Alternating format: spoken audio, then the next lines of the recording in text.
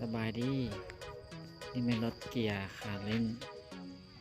เป็นรุ่นท็อปเกียร์ออโต้ปุ่มสตาร์ท จักร CRDI ประหยัดน้ำมัน สภาพยังไม่โบต่ำโบปีนสภาพเดิมๆเลยว่าต่ำนี้ก็สิมีประมาณนี้ขีดพูดน้อยหนึ่ง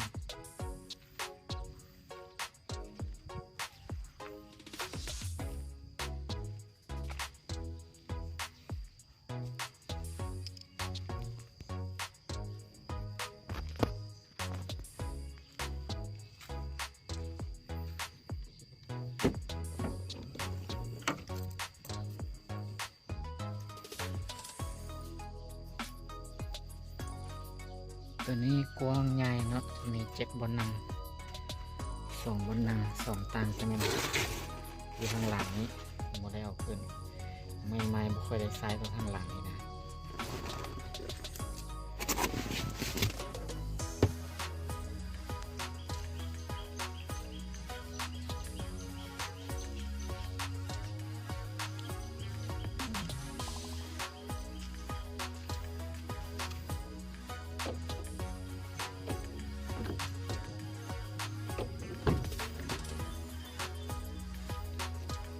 สภาพทางในยังไม่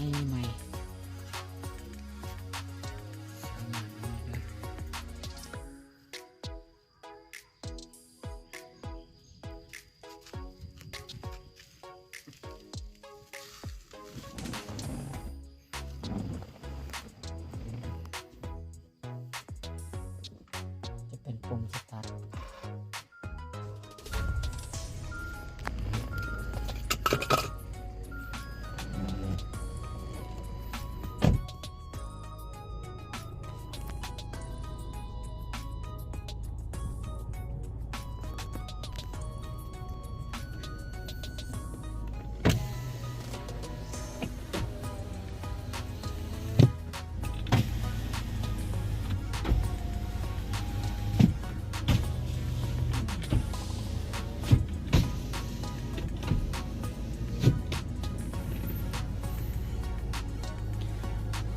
กงเตอร์ได้ 71,798 กิโลเมตรระบบไฟทุกอย่างยังได้ปกติเบิดเนาะ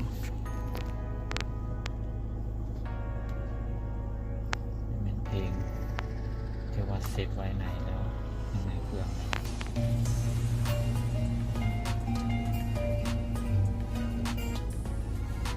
ไม่ใช่มุกปกติเบิดทุกอย่าง ระบบแอร์นี่ยังได้ปกติเย็น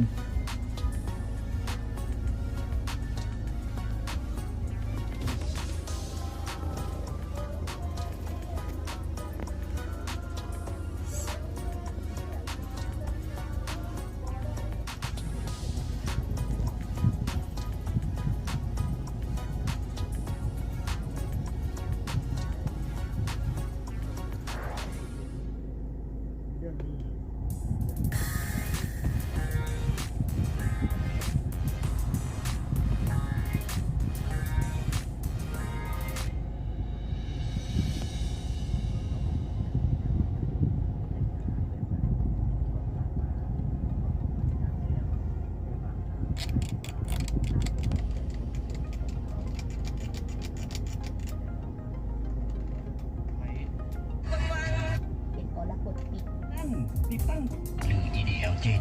ทางเลือกที่นิยมสำหรับ